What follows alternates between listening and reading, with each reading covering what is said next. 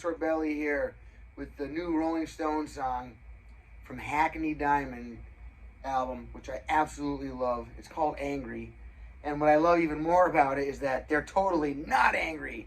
The song's actually about them saying, don't get angry with me. I think that's awesome. They didn't have to compromise. They still played just like the Rolling Stones, sang just like the Rolling Stones, wrote the lyrics like the Rolling Stones, and yet the song sounds brand new. It's just unbelievable. These guys are just magic. It's just unbelievable. Now this lesson, what I want to do with this one, I have another one out or two other ones out, that just do maybe like intermediate guitar level, to upper intermediate level. This is meant for very beginners. So if you're a really very beginner guitarist, and maybe you never even used the Capo before, one of these clamps, this would be a great song to be able to use it. Now, if you can make a power chord, a two-note power chord like this, that's going to be helpful. If not, go to one of my power chord practice videos first and brush up on this first, okay? Because it'll be, or watch this video first, afterwards then brush up on it. It could be a step one to this video, okay? If you don't know how to make power chords yet. Because this really is for the person that's just starting out, okay? You put the capo or the clamp on your 4th fret. 1, 2, 3, 4. And by the way, I'm tuned to standard tuning. So that's E, A, D, G, B, E. Now, if you put the tuner on and then the capo and hit those notes now, it's not the notes E, E, A, D, G, B, E. Now the notes are going to be different. For a lot of people, when they put their capo on the guitar, it throws their guitar out of tune. Okay, so if it sounds crappy like that, you can keep your tuner on and then you tune to the notes that your capo's at. So you can tune this to a G sharp. This is a C sharp. The next one is an F sharp. The next one is a B. The next one is a D sharp. And the last little first string is a G sharp again. Okay? If you don't know that, I would do that, okay? If you put the capo on and it sounds wrong, then tune to the capo, all right? Now, excuse me. So what I did is by doing that, you don't have to bar across that fret to do the first part of the chord, and then you don't have to use these 2 fingers to do this part of it, which is really hard for people that aren't intermediate or advanced. It's a lot easier to try it with these 2 fingers, and that is even a step 2 for me. With this lesson, these same 2 notes that you're finding here, you can find, this, watch, listen.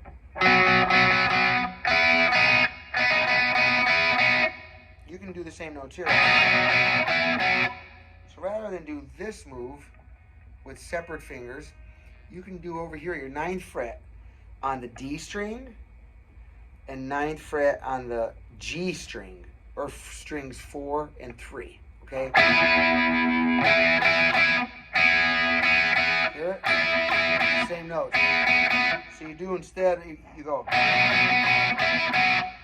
I'm only trying to pick the 4th and 3rd strings for this. Okay, you try to anchor your hand here and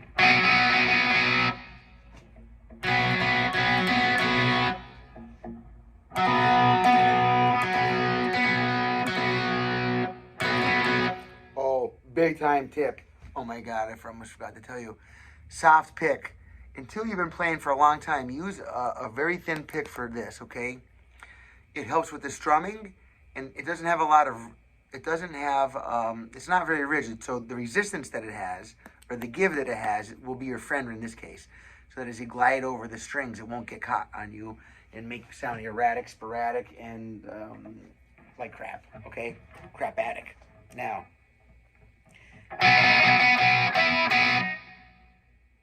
that's not too hard, huh? And I just bar across them. I'm not worried about only hitting these 2 strings. I just bar across them, usually with more than 1 finger for string. Stacking the fingers. but I'm being accurate over here with my right hand and only hitting.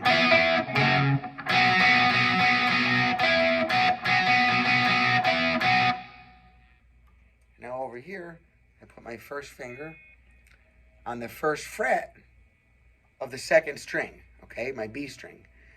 And then I'm only picking the bottom two strings, or I should say the top two strings, okay? Now, if you hit 3, it doesn't sound bad, but it sounds better and more exactly like the album if you only hit the bottom two, the first and second strings.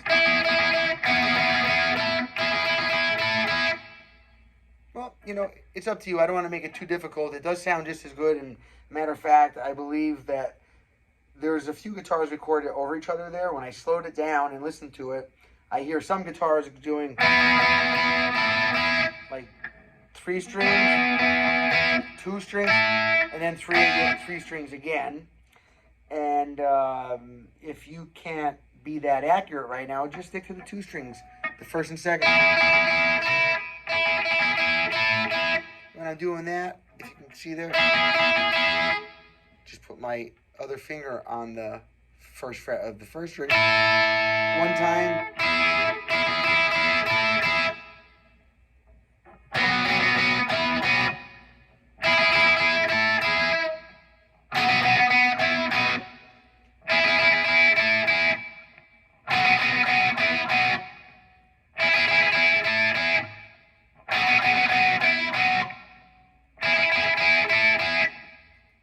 First 8 times at least, or something like that, right? Then it goes to power chord. 5th fret, 7th fret, 5th fret of the 6th string, 5th fret of my A, 5th string.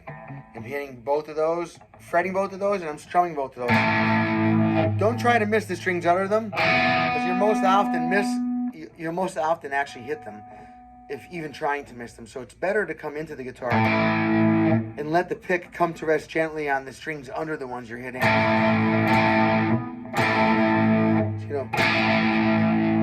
So that's your A chord, and then it's going down to your 5 and 4 strings, up a whole step. That's an E chord on your 7 and 9 frets.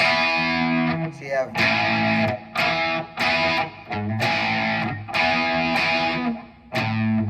Sorry, it's hard to keep these fingers out of the way. Listen.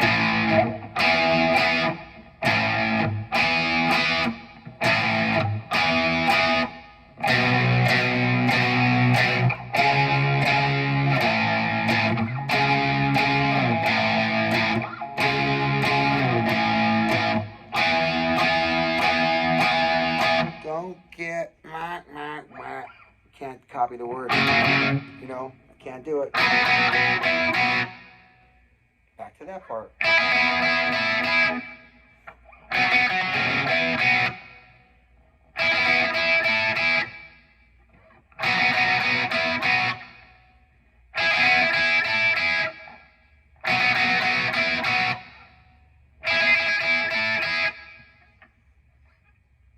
Now, this is a beginner lesson, so I'm not going to go into the whole guitar solo.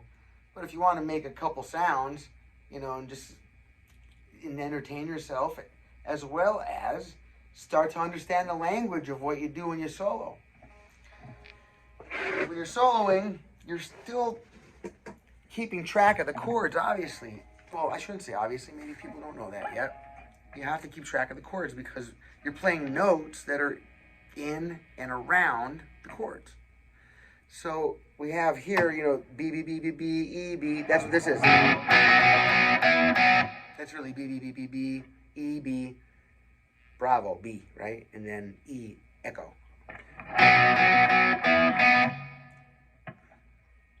So the Keith Richards way is to retune his guitar a different way and just da-da-da-da-da-da-da, da-da-da-da-da-da. Smarter, not harder. And that's funny, you know, talking about Keith Richards, right? But when it comes to music, there is seldom to be found a smarter wielder of the plank. I'm talking about the plank spanking, you know, guitar. That's it. All right. So da da da da da da B B B B E B. he's not moving that quick. He wasn't, and when he was 19, 29, 39, 89, 99, what's he know, like 149 or something. So instead, see, you find it. He's here.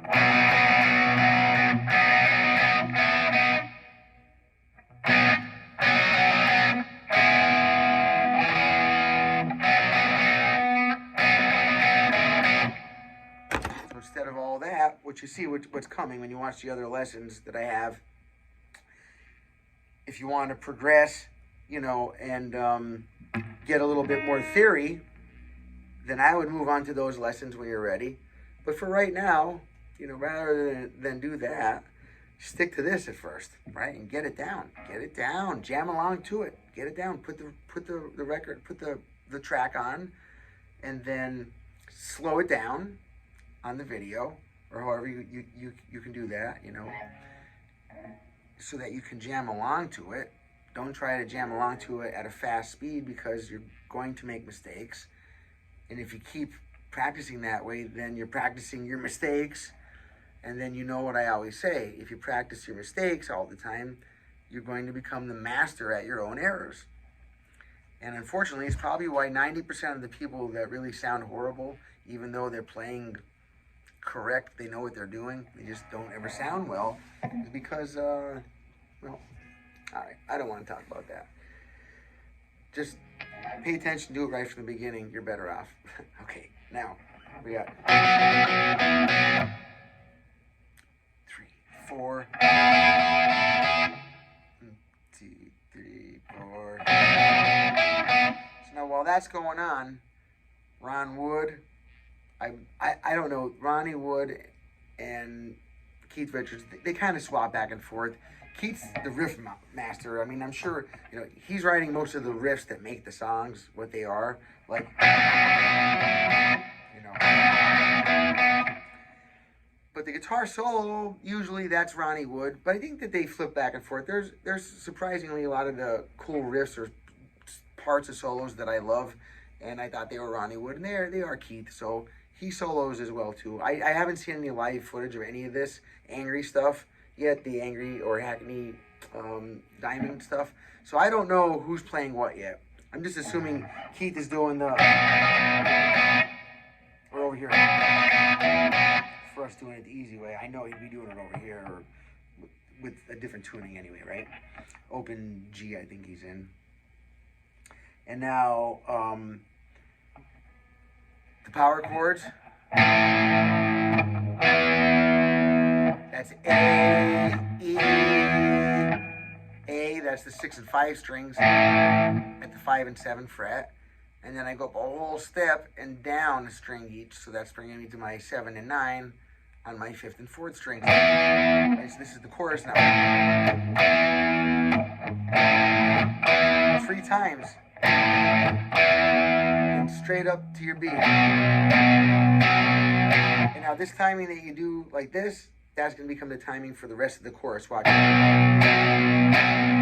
whole step to the C sharp. C sharp, A, C sharp, A 3 times, and then the 4th time go to your E, which was up a whole step from the A and down one, just like the beginning of the chorus. It stays there. 1, 2, 3, 4, 1. Don't get angry. I can't say the melody or the words, or they'll take my video and claim it. And then, wow, it really hurts my feelings when I see it on there and they're advertising on it, making money using it, and I don't get anything from it. It's heartbreaking. So I just don't want to infringe on them, and I don't want to use their material to teach you how to play it in their style. That's all. All right. So like I said, if you want to do a little bit of jamming for this, the solo part, if you go to your 12th fret, okay, there's a B. All right, 12th fret, my B string, that's a B note. And then also under that is the E. So much of the song goes back and forth between B and E and B and E. And then also you have your E and the A. So it goes like B, E, B, B, B, B, B, E, B, right? And then the next one goes E, E, E, E, E, A, E. So the E's in both of those phrases. So really we're only using 3 chords, right?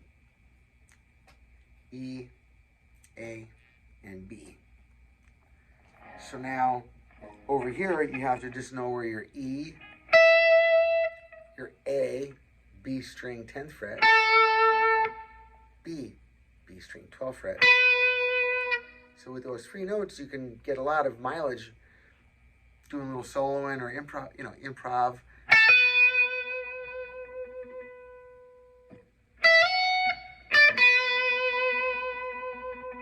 Let me snug up nice and close here and show you what's going on. Okay, this is my 4th fret as a reference. Your 12th fret is always separated by 2 non-marked frets. On the top, you'll see 2 marks, 2 dots up here, indicating, your 2nd octave from where your note was, your open fret. Now, you get what I'm saying? And on your Strat, there'd be 2 dots there, right? Or on your dot style guitar instead of blocks, they put 2 dots. It's easy to identify. If you're looking at a guitar like this without dots on it, you can't see those 2 dots so quickly. It's easier to look for these 2 empty spots. Otherwise it's always a space between every one, right? Over here, in here. And no, it's not like you're no space between B and C and E and F. That's something different, okay? But at any rate, right here, you have an A note into that B note. So when it's going, the first part that's going, over the B part, that's over your B chord, it sounds good, and they do it in the beginning of the solo. It kind of starts off with a hammer-on from the A to the B. So if you haven't done a hammer-on yet, what you do is you hold the note there, and then you hammer up to it. And they do that, and they add vibrato. So this is wonderful. You could learn 2 techniques right here. A hammer-on and a vibrato in the very first 2 notes of the new Rolling Stones song. Their first #1 hit since 1978. One member at least just turned 80, right? Mick Jagger, the lead singer. And the other ones are just trailing by just a little bit. So check it out, man. These guys are bad to the bone. Now, it's a hammering on from an A note to a B note on the B string, frets 10 and 12. And then once I hit it, so the hammer on is you pick the string once, and then you hammer on to it. So I'm only picking 1 note, watch. And the 2nd note comes from the energy of me hammering onto the string, right? And then I do a little vibrato. And vibrato is a way to shake the string. That is not an easy technique. That's not for beginners. Okay, but you can at least be aware of what it is. You can also slide to it. It still sounds just as good.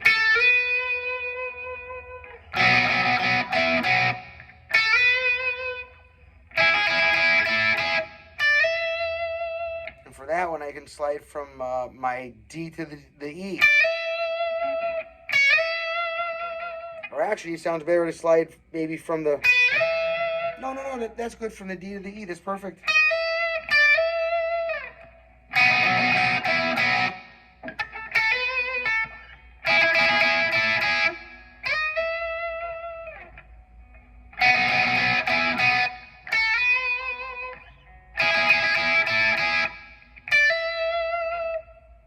So when I'm on the B, I'm going to the B note. When I'm on the E, that's a little E, by the way. Okay, that part. One way to do it. In the other videos, you'll see other ways to do it. But that's for intermediate and then upper intermediate, okay? This is for beginners. All right.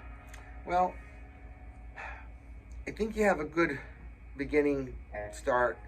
For those that are in the beginning stage, but they know what a minor pentatonic scale is, I can just tell you one more thing before I close here. All right? Your B is at your 7th fret. Here and here. Your pentatonic scale looks like this.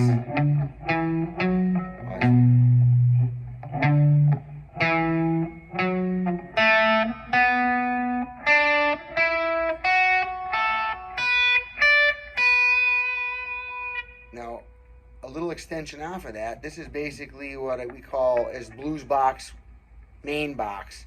And then satellite off of that, a little satellite. These two are still in it over here, but now see where it would hook to it?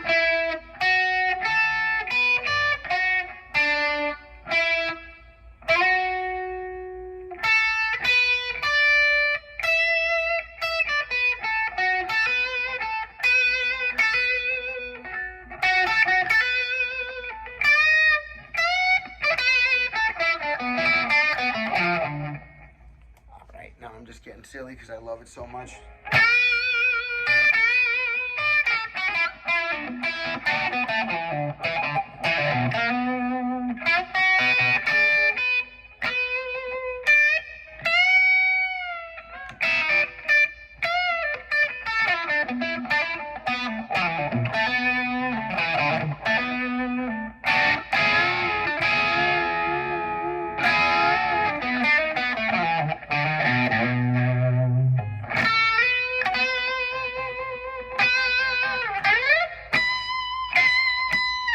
All right, strum happy, pick well, smile often. Thank you, and go practice. Go practice. I'm Wayne Sorbelli. Sign up, hit the like button, do the subscribe thing, hit notify. Support the channel if you like this stuff. All right, thank you. Go practice.